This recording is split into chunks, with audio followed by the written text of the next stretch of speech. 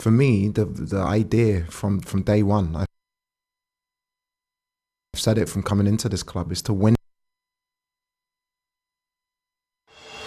Across the South Coast, live from Solent University, you're listening to Solent Sports News. Good afternoon, it's 3 o'clock. I'm Jago Everson, and these are your Solent Sports News headlines. Southampton will be looking to extend their unbeaten run to 20 matches when they host Bristol City at St Mary's tonight.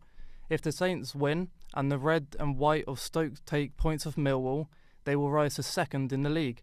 A victory would also see the 9th successive league triumph in over 100 years. With the new man, Roy Hodgson, managing Bristol, it's going to be a tough test. Good side defensively, but I reckon Saints will win it 2-0.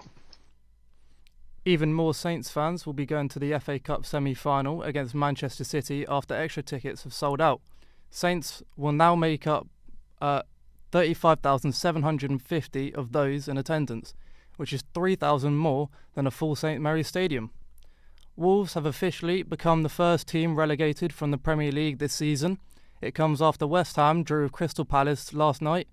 The club currently sit bottom of the table on 17 points. They have lost 22 of their 33 games so far. It brings to an end their 8-year stay in England's top flight. Felix Holland can tell us more. The draw between West Ham and Crystal Palace does mean that Wolves have been relegated to the Championship. 2-0 down against the champions to 3-2 up. Jota! Oh, Diego Jota! In 2018, Wolverhampton Wanderers returned to the top flight of English football after finishing first in the Championship. Under the leadership of Nuno Espirito Santo, Wolves finished 7th 2 seasons in a row and got as far as a Europa League quarter-final. 8 years of Premier League later, and Wolves have finally been relegated after swirling the drain for far too long. Their final campaign has been one of the worst in First Division history. Wolves commentator Matt Ponter gave me an insight as to why the Wanderers have fallen so hard.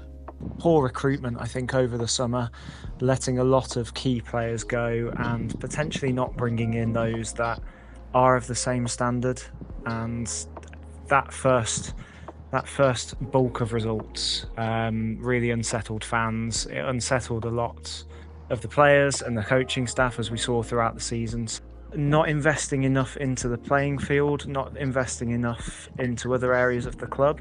I know the fans have their strong concerns about it. Players have gone, and I don't know whether it does come down to that recruitment, whether that's down to the managing staff or the ownership actually trying to take control of that section as well.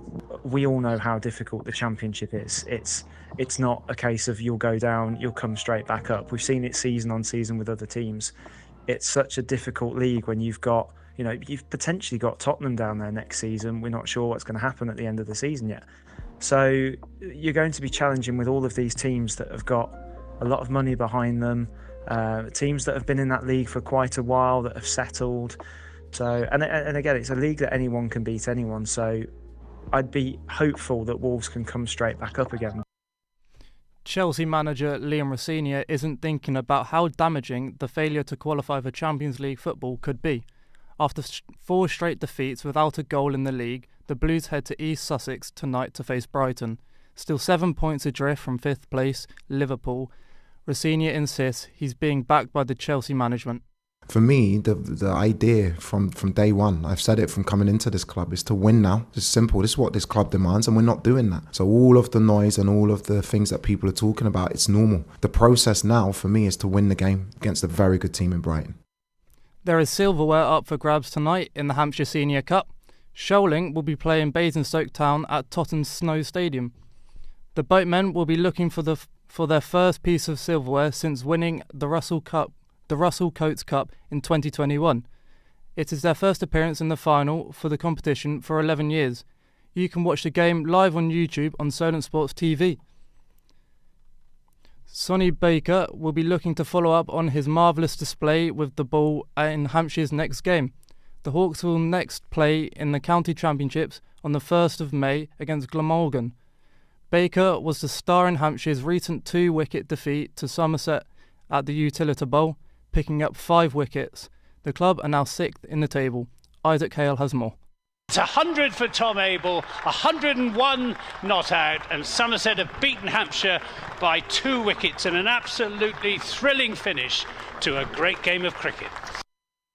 Somerset's Tom Abel scored a 22nd first-class 100 as Somerset defeated Hampshire yesterday at day 4 with a thrilling 2-wicket victory. I feel like we always have really tough games against Hampshire, and yeah, I mean, I can think of some pretty tough times here at the Utility Bowl, so with a bye week next week, I think, we were desperate to sort of put in this week and get a positive result. Lifelong Hampshire fan Joe Brown shared his thoughts with me post-match. Could have easily gone either way. Glad Hampshire put up a good fight. They started strong on their second innings. But yeah, it was a good ending to it for the Somerset, sadly not the Hampshire boys. It's early on in the season. For most cricketers, the season hasn't even started, so I think they've got a lot of cricket to look forward to, and anything can change in an instant. A few good players coming into form because they are very capable of doing it and they can seriously excel. Hampshire's Sonny Baker made things tricky by taking his 3rd career 5-wicket haul. 2 for 6, Baker bowls, he's bowled him, and there's the breakthrough. I mean, from what we saw on, like I said, an early wicket, an early deck in the season, he was really plucking them out quite quick, and that's truly good to see. I know the England selectors, they look for their certain strengths, and I do think he quite plays to what the selectors like. He's quick, he likes to go at you, he doesn't like to just sit on that hard length. He really tries to make something happen in the game, and I think that's what England they need. So I think he would be great to give him another chance. Hampshire will look to bounce back as they take on Glamorgan on the 1st of May following their bye week, and look to get their first win of the county championship season. Isaac Hale, Solent Sports News. I'm now joined by Isaac to talk to us a little more about Sonny Baker and James Rowe for Somerset. What do you think their chances of getting a call-up for England are in the summer? Yeah, thanks, Jago. Pretty decent. Honestly, Sonny Baker is a quick bowler. So he's in that selector's range of what they like. This is the most unsettled we've seen in England bowling lineup for, I think, probably 2 decades, if not more. There's no James Anderson anymore, no Stuart Broad. Still looking for a replacement for Chris Wokes. And if we're honest, a lot of those bowlers that went down under didn't excel. Sonny Baker was rushed, I think, a little bit into the white ball setup last year. He hadn't bowled a lot. He went everywhere against South Africa, who were, the number 1 best ODI side in the world at that point. And yeah, he's a quick bowler. He's in that selector's range of what they like. He bowled really nicely at the weekend. He looks a different bowler this season. As for James Rowe, I mean, it's more about whether England can fit him in. How do they do that? He's a decent wicket keeper. He's not spectacular. Is that the issue? Probably not. Jamie Smith, who had a pretty poor Ashes with the gloves, he doesn't even keep for Surrey, who's occupying that number 7 spot at the moment. Rowe is averaging 75 this season. He's clearly an absolutely stunning talent for Somerset.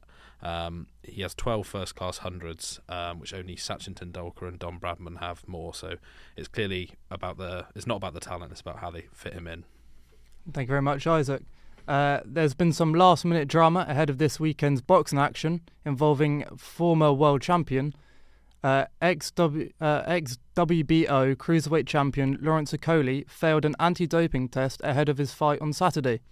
The source was due to fight Frenchman Tony Yoka in Paris, but the fight has now been called off.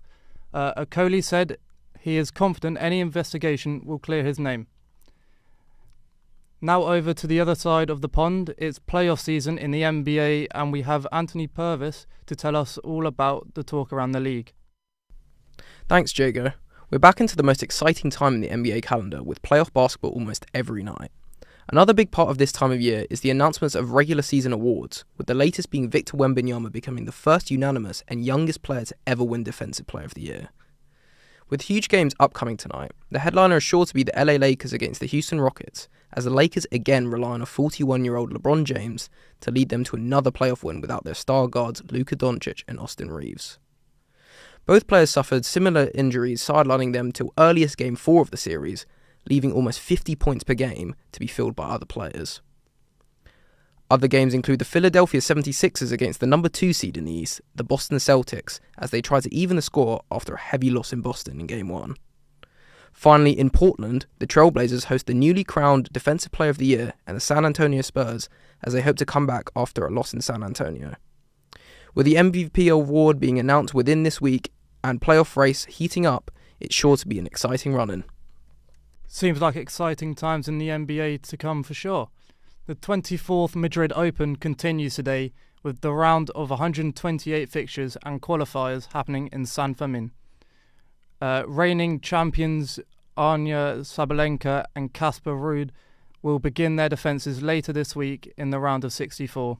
Sabalenka competes on Thursday, 23rd of April, and Ruud on the 24th on Friday.